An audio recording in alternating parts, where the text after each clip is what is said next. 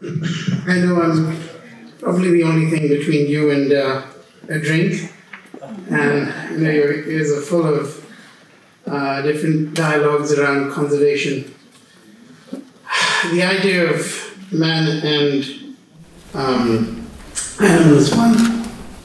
Gloria just said, how many of us know how many animals died in the fires that just took place in Australia?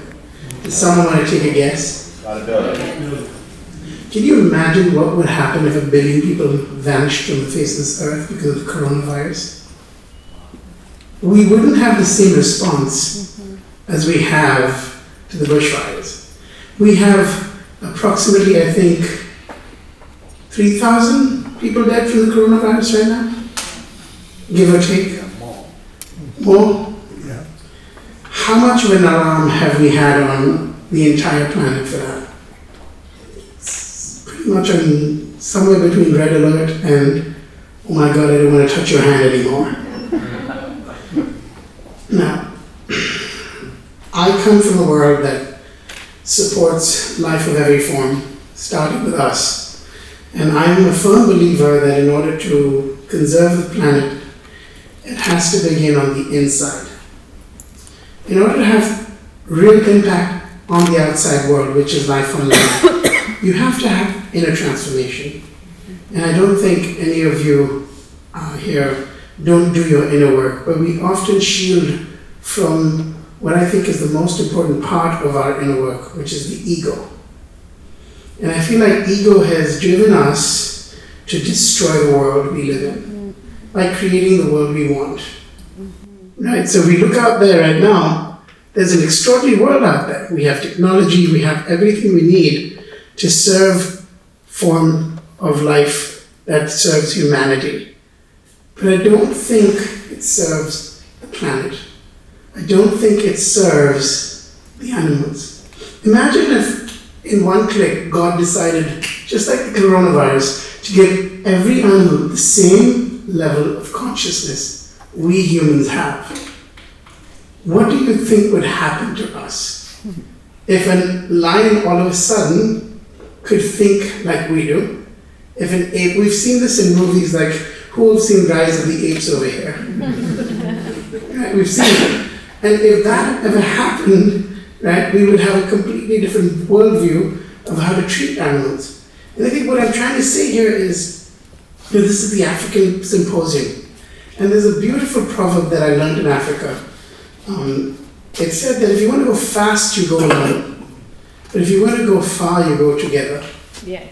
Right? Yes. And I think that's something that we're very bad at here and now. Because if you look at the world, we're boiling the oceans. We're making life on land suffer at a rate that they don't even have control over. We're literally seeing species go extinct in a way that we do not have any care or concern for the true well-being of life on land. So I would say the most important thing here and now is for us to really start to do more of the inner work that is necessary, not just as human beings, as individuals, but as communities. See, the truth is, when a community actually gets together and decides to make a law, it serves the entire planet. When a person does that, they often have to become a Mahatma Gandhi or a Malala or a Greta Thunberg before anyone even notices. More often than not, you see action take place on that community level. And that can spread to a national level. And that can spread to a world level. A friend of mine wrote a book called OMD, One Meal a Day. When I first saw it, I thought, oh my God, this will make me get back into the best shape of my life. And I went up to her and asked her to sign it. And then I realized the thesis behind the book. And she said, no, I don't want you to eat 1 meal a day.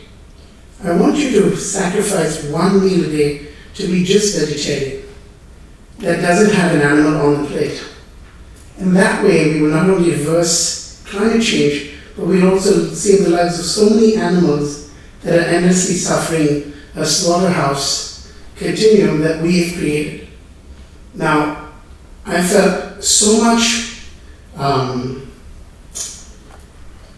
pain after that meeting with her, because for the first time in my life, I was reminded that I'm one of those perpetrators. You see? And there's a continuum where there's the perpetrator, collaborator, victim, and the bystander. And then I also realized that, my God, not only am I a perpetrator, but I'm also a bystander.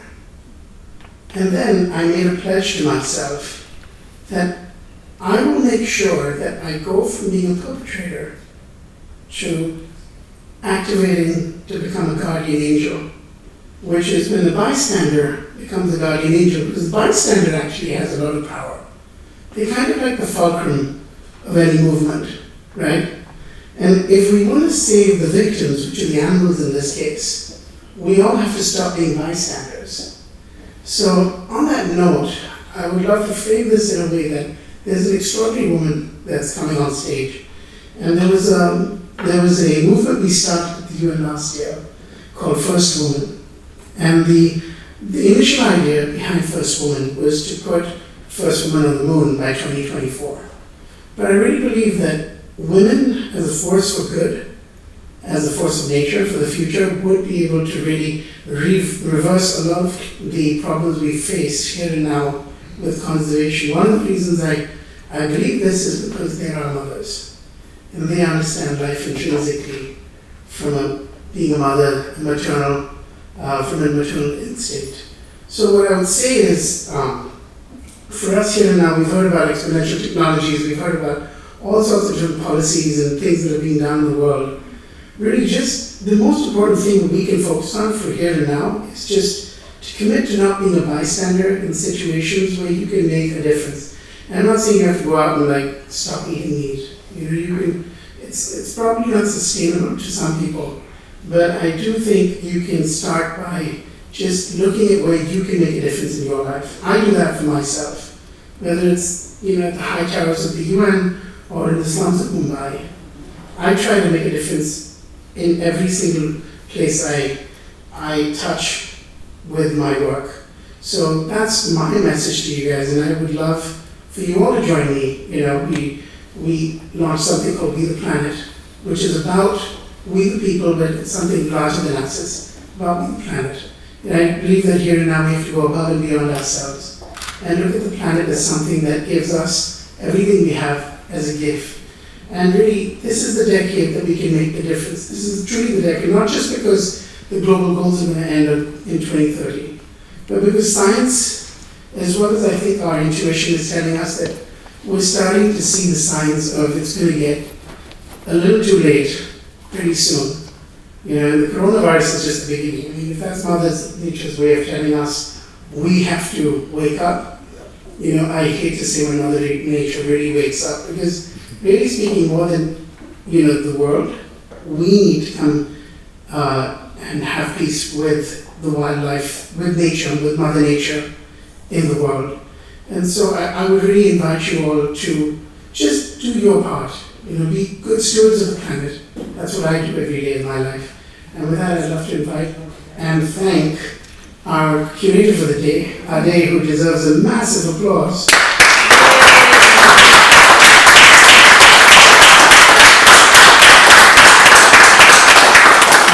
It is the first time, what I do is I'm a curator, and the first way of getting people to take action is to create awareness.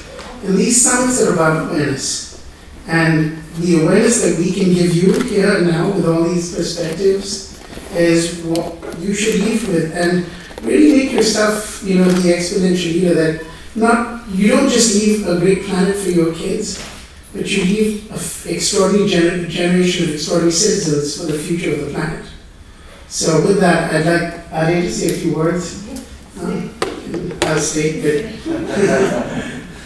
Hello, my name is Adey Hailu. I'm the founder of African Symposium and also the organizer of this conference. I want to first start by thanking every single one of you in this room for coming here and making my dream come true, really, of hosting an event about something that I really, really care about and that I'm very passionate about, which is animals. Yes, so you're all compassionate people, obviously that's why you're here, and I really appreciate you. So African Symposium is a full-service event planning company that focuses on Africa and the Sustainable Development Goals. After this, I'm planning to launch this in Africa, as well as, next year we'll do another one here, but we'd also like to do it in different countries in Africa.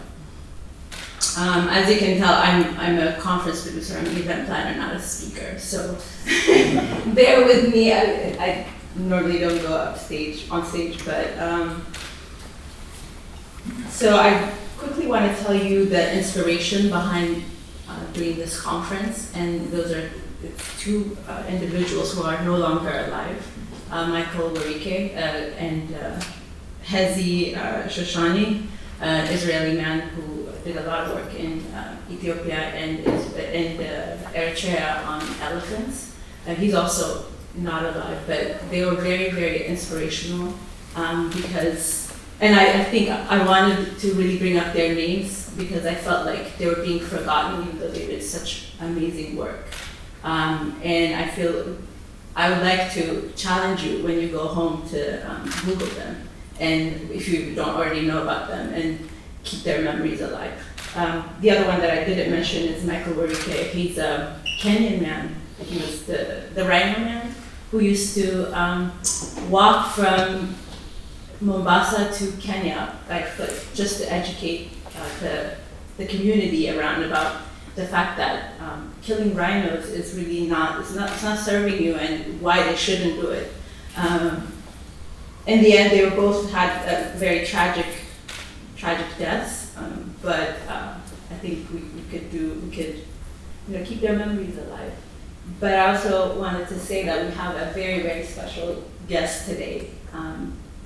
She's right here, Francine LeFrak from Same Sky Foundation, who is an organization that does amazing work in Rwanda with women. And I think I'm not going to do too much. I want her to come up here and say a few words about their organization.